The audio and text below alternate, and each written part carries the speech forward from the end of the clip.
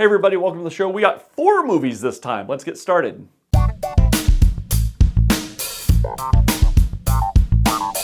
Thank You for Your Service is a 2017 war movie starring Miles Teller. He plays one of 3 soldiers who come back after their tour is done and are struggling with the effects of PTSD.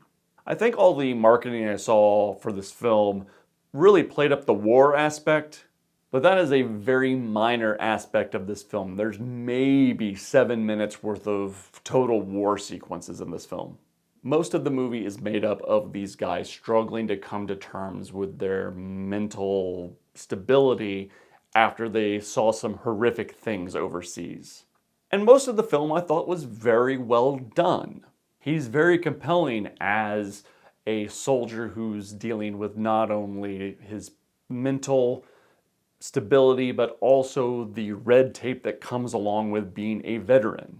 And this movie has some incredibly well done sequences where these guys who can't say their thoughts to their significant others have to communicate through different ways. And this movie has some really great sequences where their significant others find out the truth through abnormal avenues. But for every moment like that, there seems to be a moment in this movie where it hits you over the head with a hammer with its message.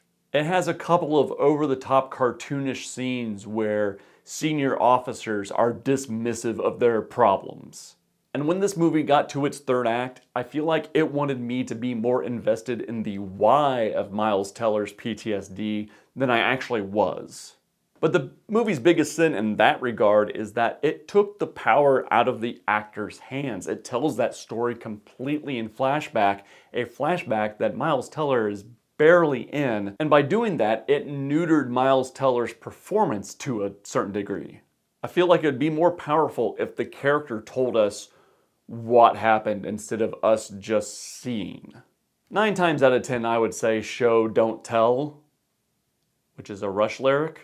But in this case, in my opinion, the last act would have more of an impact if they told us instead of showing us. Let the character convey that message.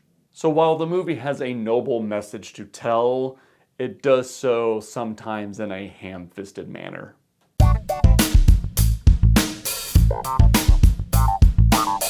Showbiz Kids is a documentary film directed by Alex Winter, yes, of Bill and Ted fame.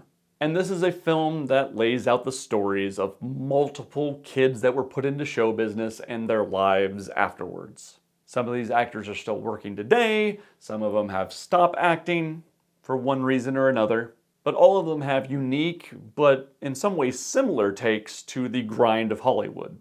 And by no means are these stories new. I mean, Todd Bridges, Will Wheaton, their stories have been long documented. But I don't think they've ever been collected in one place. And what Alex Winter could do by collecting all these stories into one place is compare, contrast, and see how many similarities there are between these actors.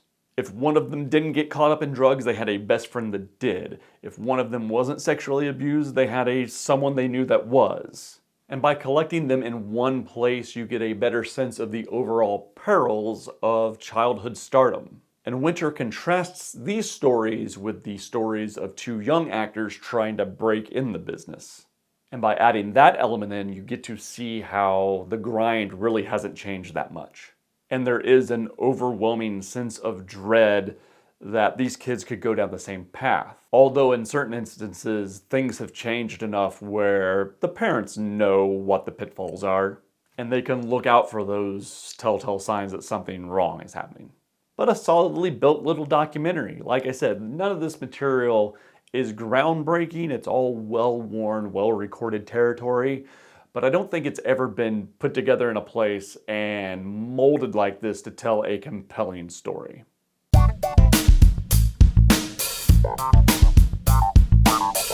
Pete's Dragon is a 1977 Disney animated film, with animated segments directed by Don Bluth.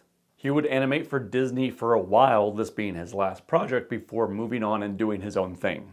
I watched this because I had the remake on my watch list, and I think I described this to a friend as being a bit of a glorious mess.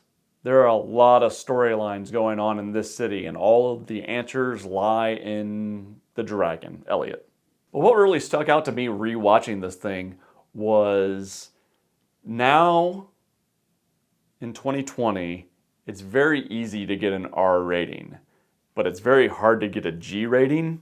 But it seems like in the 70s, it was really easy to get a G rating and very hard to get an R rating. In that this movie's rated G, and the first song that's in it is a song about murdering Pete, the little kid. There's another song in this thing where they sing about dismembering the dragon Elliot. This is a pretty hard G, but if you think about it, this is pre-PG-13. So it's not aggressive enough to be a PG film, but nowadays this would certainly be a PG film. But a bit of a mess. I could see why they wanted to remake it. There's a certain thought there that, oh, we could do it better this time. But did they?